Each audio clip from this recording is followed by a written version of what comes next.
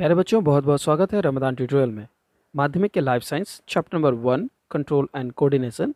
इस चैप्टर में बहुत सारे सब पार्ट्स हैं। एक इम्पॉर्टेंट सब पार्ट है जो इसका पहला सब पार्ट है, जिसमें हम मूवमेंट इन प्लांट्स के बारे में पढ़ते हैं। उस चैप्टर के 2 मार्क्स के इम्पॉर्टेंट क्वेश्चंस के साथ आज हम इस वीडियो में आए हैं। आज इस वीडियो में मैं आपको इस चैप्टर के इम्पॉर्टेंट क्वेश्चंस दिखाने वाला हूँ। उन सारे क्वेश्चंस में से कुछ क्वेश्चंस के आंसर्स भी मैं डिस्कस करूंगा, कुछ सिमिलर क्वेश्चंस और कुछ क्वेश्चंस आपको टास्क में दूंगा जिनको आपको कंप्लीट करना है। अगर आप जानना चाहते हैं उन क्वेश्चन और आंसर्स को, तो आज के इस वीडियो में हमारे साथ बने रह सकते हैं। चलिए स्टार्ट करते हैं लाइफ साइंस के क्वेश्चंस का डिस्कशन। पहला क्वेश्चन है, what is system of control and coordination essential in living organism. तो लिविंग ऑर्गेनिज्म में ये कंट्रोल एंड कोऑर्डिनेशन सिस्टम क्यों इंपॉर्टेंट है। देखिए, कंट्रोल एंड कोऑर्डिनेशन के बहुत इफेक्ट्स हैं। उनमें से एक बहुत इंपॉर्टेंट इफेक्ट है increase of chances of survival. अगर आप रिएक्ट कर सकते हैं according to the system, according to the situation, तो आप खुद के सर्वाइवल के चांसेस को बढ़ाएंगे। रिजिडिटी इज डेथ, याद रखिएगा। इसी चीज़ का कुछ असर पड़ता है हमारे कंट्रोल एंड कोऑर्डिनेशन पर। तो अगर आप कंट्रोल एंड कोऑर्डिनेशन कर सकते हैं तो आप अपने सर्वाइवल के चांसेस को बढ़ा सकते हैं। सेकेंड है, पूरी बॉडी को एज वन यूनिट में कन्वर्ट करने के लिए बॉडी के अंदर में कंट्रोल और कोऑर्डिनेशन का होना ज़रूरी है, ताकि पूरी बॉडी एक साथ काम करे। सपोज एग्जांपल से मैं समझाने की कोशिश कर रहा हूँ। यहाँ पर ये क्वेश्चन पूछा गया है प्लांट्स के लिए, लेकिन ह्यूमन पे भी, किसी भी लिविंग ऑर्गेनिज्म पे ये बहुत ज़रूरी है। अगर आप अपने बॉडी के अपने हैंड्स को कंट्रोल नहीं कर सकते हैं, अपने लेग्स को कंट्रोल नहीं कर सकते हैं, तो ऑब्वियसली आप यूनाइटली एक काम नहीं कर पाइएगा। इसलिए आपके बॉडी के हर एक पार्ट को कंट्रोल करने के लिए कंट्रोल एंड कोऑर्डिनेशन बहुत ज़रूरी है। मैं इस क्वेश्चन पे बहुत ज़्यादा जोर दे रहा हूँ, ये पहला क्वेश्चन है, इसीलिए आगे आने वाले क्वेश्चंस पे मैं इतना टाइम नहीं दे पाऊंगा। टू मेंटेन होम्योस्टेटिस, होम्योस्टेटिस जो वर्ड है, होम्योस्टेटिस वर्ड का मतलब होता है टेम्परेचर को मेंटेन करना। तो अगर आप अपने बॉडी के टेम्परेचर को मेंटेन करना चाहते हैं तो आपके अंदर में कंट्रोल एंड कोऑर्डिनेशन होना चाहिए। नेक्स्ट क्वेश्चन की तरफ बढ़ते हैं। Question number 2, how is movement of leaves of sensitive plant different from the movement of the suit towards light. Light एक स्टिमुलस है।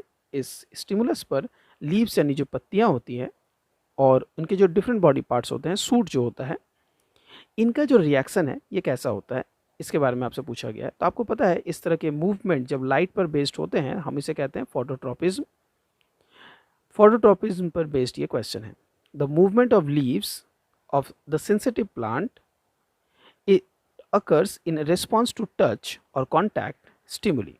तो जब कॉन्टैक्ट होता है या टच होता है, तब ये इनमें लीव्स में जो मूवमेंट है जो फोटोट्रॉपिज्म वाली, वो दिखती है। जबकि the movement of suit towards light is called phototropism, simply जिसे हम लोग फोटोट्रॉपिज्म पे काउंट करते हैं। आने वाले कुछ क्वेश्चंस में आपको काफ़ी इंटरेस्टिंग क्वेश्चंस मिलने वाले हैं, तो बने रहिएगा हमारे साथ। Right difference between nastic and tropic movement, ये बहुत ही कॉमन क्वेश्चन है, आंसर आप आसानी से प्रिपेयर कर सकते हैं।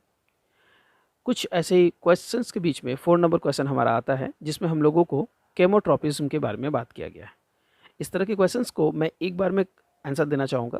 आपको याद है कि ट्रॉपिज्म मूवमेंट हम लोगों ने डिस्कस किया था इलैबोरेटली, जिसमें ट्रॉपिज्म मूवमेंट के बारे में मैंने बताया था कि ट्रॉपिक मूवमेंट तब कहते हैं जब स्टिमुलस के डायरेक्शन नहीं पर उसका असर पड़ता है, यानी स्टिमुलस किस डायरेक्शन में आ रही है उसका असर पड़ता है, न कि स्टिमुलस की इंटेंसिटी का। नेस्टिक मूवमेंट में इंटेंसिटी की बात की जाती है। अगर आपको ये याद है तो अब आपको बस ये समझना है, यहाँ पर वर्ड यूज़ किया गया है केमो। केमो वर्ड केमिकल्स के लिए यूज़ हुआ है, यानी कि अगर केमिकल की डायरेक्शन का असर मूवमेंट पर हो रहा है तो वो हो जाएगा केमोट्रॉपिज्म। इसी तरह से नेक्स्ट क्वेश्चन 5 नंबर में जियोट्रॉपिज्म की बात की गई है। जियोट्रॉपिज्म के साथ जुड़ा हुआ 2 क्वेश्चन है, जो मतलब उसी क्वेश्चन के अंदर में, जहाँ पर पॉजिटिव जियोट्रॉपिज्म और नेगेटिव जियोट्रॉपिज्म की बात की गई है। पॉजिटिव जियोट्रॉपिज्म क्या है? पॉजिटिव जियोट्रॉपिज्म आपको इशारा कर रहा है जहाँ पर रूट्स की मूवमेंट हो रही है, ट्रॉपिज्म यानी कि डायरेक्शन से, जियो यानी कि ग्रेविटी, यानी अर्थ की ग्रेविटी के डायरेक्शन में जो जा रहा है उसे। तो आपको पता है रूट्स अर्थ की ग्रेविटी के डायरेक्शन में जाता है, जबकि सूट जो है वो ऑपोजिट जाता है, यानी कि अपवर्ड्स जाता है, तो वो नेगेटिव जियोट्रॉपिज्म हो गया। लेकिन अगर इसी टर्म को मैं चेंज करके फोटोट्रॉपिज्म कर दूं, तो क्वेश्चन नंबर 6 में आप देख सकते हैं सेम क्वेश्चन फोटोट्रॉपिज्म पे पूछा गया है, और ये ठीक जो हमारे सिनेरियो है ये उल्टा हो जाएगा। रूट्स फोटो के यानी लाइट के ऑपोजिट डायरेक्शन में जाता है तो वो नेगेटिव हो जाएगा फोटोट्रॉपिज्म के लिए, जबकि सूट जो यहाँ पर जियोट्रॉपिज्म के केस में नेगेटिव था वो पॉजिटिव हो जाएगा फोटोट्रॉपिज्म के केस में। समझना बहुत ज़रूरी होगा, जिसके बेसिस पर आपके अंदर जो कंसेप्ट बनेगा वो काफ़ी स्ट्रांग आएगा। जितना स्ट्रांग कंसेप्ट होगा उतने अच्छे से आप इन चीज़ों को आगे फ्यूचर में रिप्रेजेंट कर पाएंगे। मैं नेक्स्ट क्वेश्चन की तरफ बढ़ना चाहूँगा। 8 number, differentiate between autonomic and paratonic movements. तो ऑटोनॉमिक और पैराटोनिक मूवमेंट्स किसे कहते हैं, ये क्वेश्चन पूछा गया है। बहुत ही अनकॉमन क्वेश्चन है, लेकिन इस तरह के क्वेश्चंस भी बोर्ड में पूछे जाते हैं। मेरी पूरी कोशिश होगी कि हर तरह के क्वेश्चंस, चाहे वो कॉमन क्वेश्चंस हो जिनके आंसर्स समझना मुश्किल होता है, या अनकॉमन क्वेश्चंस हो, उन सभी को आप लोगों के सामने प्रेजेंट किया जाए। एटलीस्ट क्वेश्चन और नोट्स जरूर दिख जाए। बाकी इन नोट्स के लिए आप हमारे वेबसाइट पे भी जा सकते हैं, जहाँ पर ये सारी चीज़ें आपको रिटन फॉर्मेट में मिलेंगी और आप आराम से वहाँ पर प्रिपरेशन कर सकते हैं। तो चलिए ऑटोनॉमिक और पैराटोनिक मूवमेंट्स के बारे में जानते हैं। देखिए, आपको पता है हम लोगों ने इसके बारे में डिस्कस किया हुआ है, स्टिमुलस। अगर stimulus inside the plant body आता है तब हम इसे कहते हैं ऑटोनॉमिक, लेकिन अगर ये स्टिमुलस एक्सटर्नली आता है तो हम लोग इसे कहते हैं पैराटोनिक। याद रहेगा, ऑटोनॉमिक में stimulus inside the plant body आएगा और पैराटोनिक में एक्सटर्नली ये स्टिमुलस काम करेगा।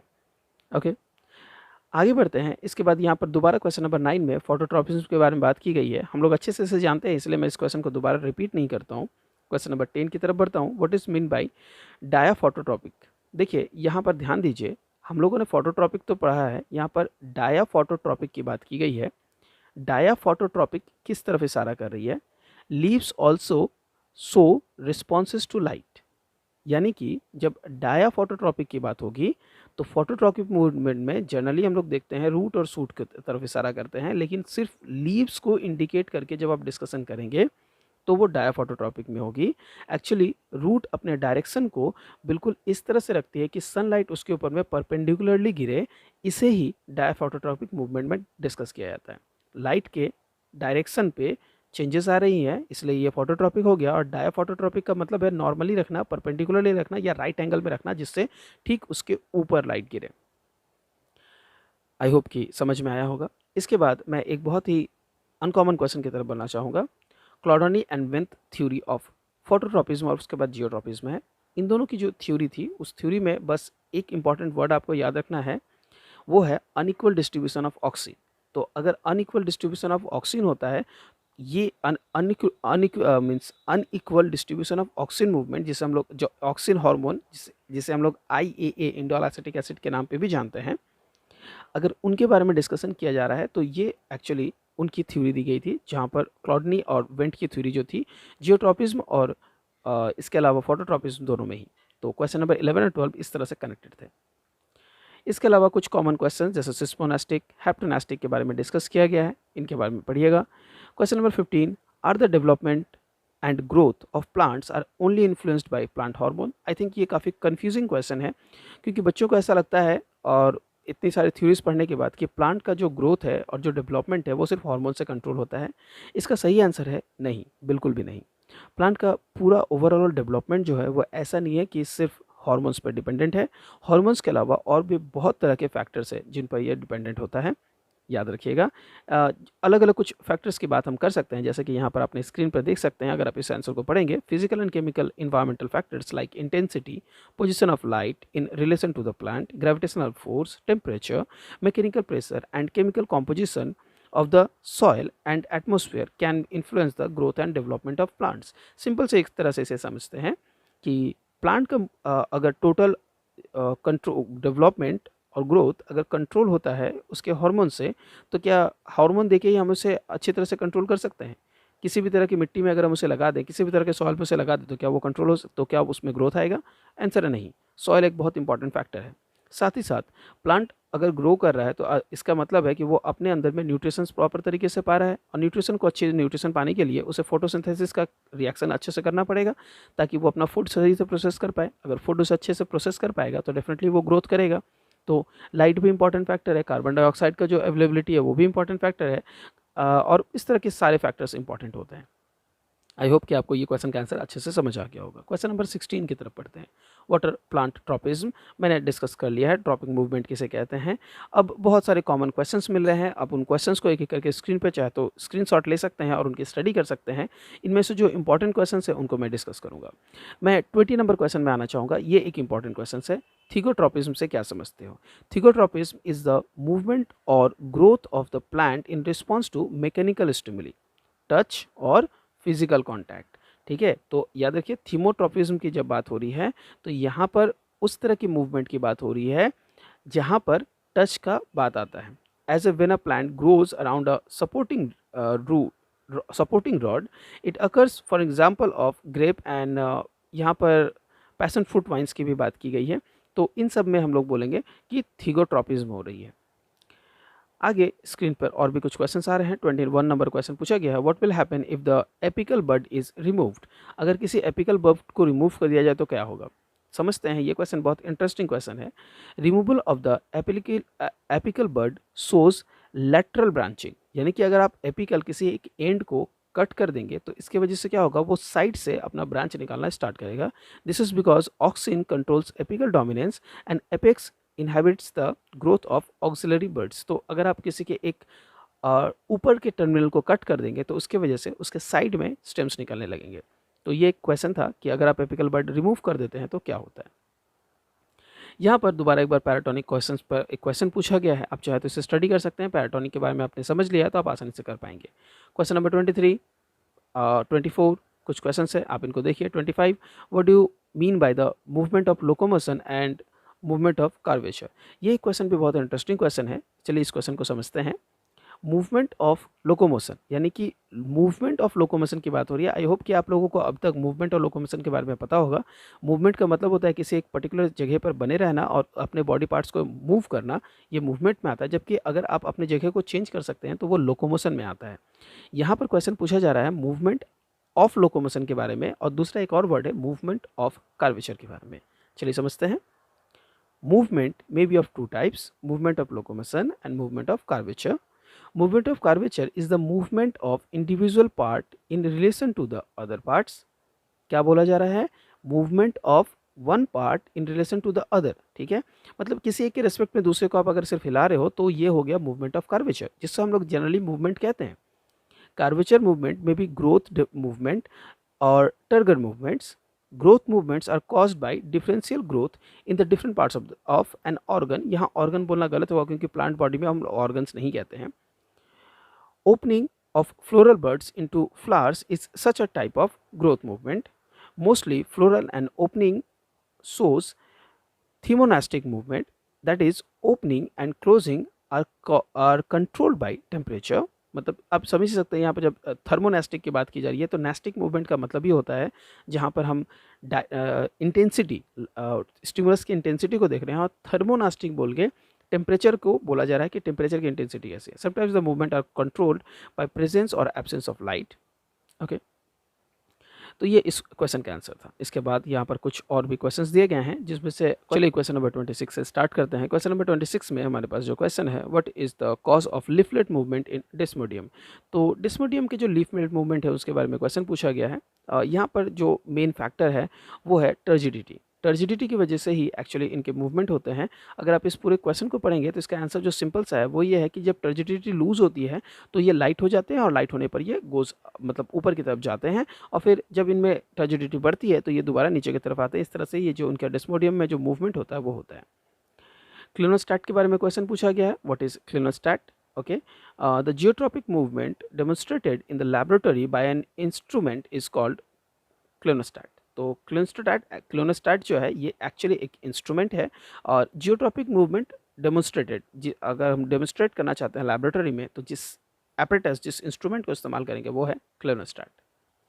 सिस्मोस्नेस्टिक के बारे में बोला गया है। सिस्मो का मतलब होता है टच बेस्ड, और नेस्टिक का मतलब होता है जहाँ पर direction of the stimulus dependent है, यानी कि किस डायरेक्शन से स्टिमुलस आ रहा है, सिस्मोनेस्टिक।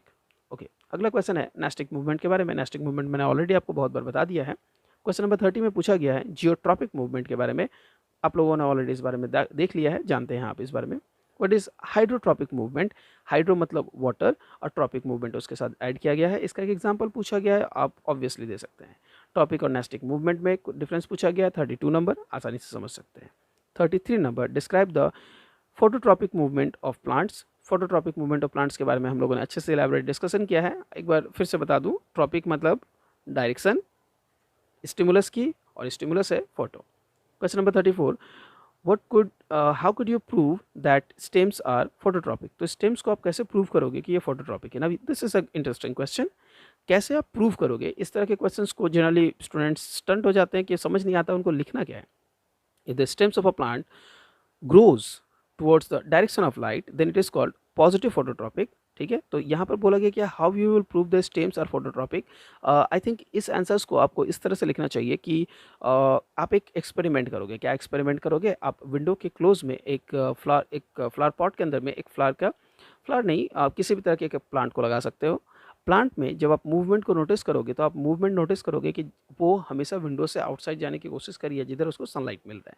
तो ये मूवमेंट आपका फोटोट्रॉपिक के मूवमेंट को प्रूव करता है। एक्चुअली आप इस तरह के एक एक्सपेरिमेंट करोगे, ना कि इस तरह का एक डायरेक्ट आंसर लिखोगे। तो इस आंसर को मैं बाद में इम्प्रूव कर दूंगा।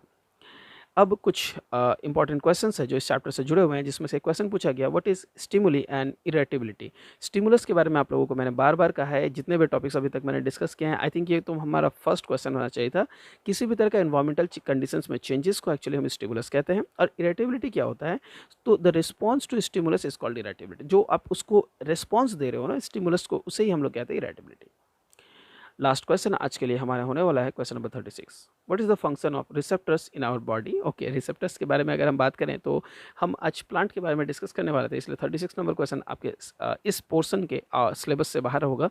आज के इस क्लास में हमारे पास इतने क्वेश्चन ही रहेंगे। मैंने बहुत मेहनत से इन क्वेश्चन आंसर्स को रेडी किया है आप लोगों के तैयारी के लिए, तो मुझे पूरी उम्मीद है कि आप लोग इसे उतना ही सपोर्ट, उतना ही प्यार देंगे जितना आप बाकी कंटेंट्स को देते हैं, बल्कि उससे ज़्यादा ही देंगे। पूरी उम्मीद है मुझे इस आप लोगों से, और इस उम्मीद पर आप लोग खरे भी बने उतरे। मेरी पूरी उम्मीद है जिस तरह से इस साल मैंने बहुत अच्छे रिजल्ट्स देखे हैं, नेक्स्ट ईयर भी आप लोग बेहतरीन रिजल्ट करें। इस बेहतरीन रिजल्ट को करने में मेरे एंड से जितनी भी चीज़ें पॉसिबल है मैं बिल्कुल करूँगा, कोशिश कर रहा हूँ अपने एंड से हर एक वीडियो आप लोगों के लिए, आप लोगों के अकॉर्डिंग बनाया जाए। क्या नीड है आप लोगों की, आप लोग कमेंट करके हमें बता सकते हैं। इनमें जो चीज़ें मैंने दी हैं उसमें क्या कमियां आपको दिख रही है, आप वो भी हमें बता सकते हैं, जिससे हम आपके आने वाले वीडियोस में और इम्प्रूव्ड फॉर्मेट में दिखें। मैं चाहूँगा कि माध्यमिक 22 अगर आपका टारगेट है तो इस टारगेट को पूरा करने के लिए जो भी चीज़ें पॉसिबल है मैं आप लोगों को ज़रूर प्रोवाइड करूँ। इसीलिए मैंने सबसे पहले आप लोगों के लिए एक व्हाट्सएप ग्रुप बनाया है। अगर इस वीडियो में अगर अब तक आप बने हुए हैं तभी आपको इस व्हाट्सएप ग्रुप के बारे में पता चलेगा। लिंक डिस्क्रिप्शन बॉक्स में है, कमेंट में भी पिन कर दूंगा। अगर आप ज्वाइन करना चाहते हैं तो प्लीज़ हमें ज्वाइन कर लें। जैसे ही आप हमें ज्वाइन करेंगे वहाँ पर मैं आपको डेडिकेटेड सपोर्ट शो कर पाऊँगा जब भी आपको ज़रूरत पड़ेगी। तो हमारा प्रिपरेशन कैसा होना चाहिए, कौन सी चीज़ें आपको कब मिलनी चाहिए, कौन से नोट्स मिलने चाहिए, कौन सी वीडियोस मिलनी चाहिए, सारी चीज़ें प्रॉपर तरीके से हम अपने ग्रुप में डिस्कस करते हैं। अगर आप भी जानना चाहते हैं, जुड़ना चाहते हैं तो प्लीज़ आज ही उस ग्रुप को ज्वाइन कीजिए।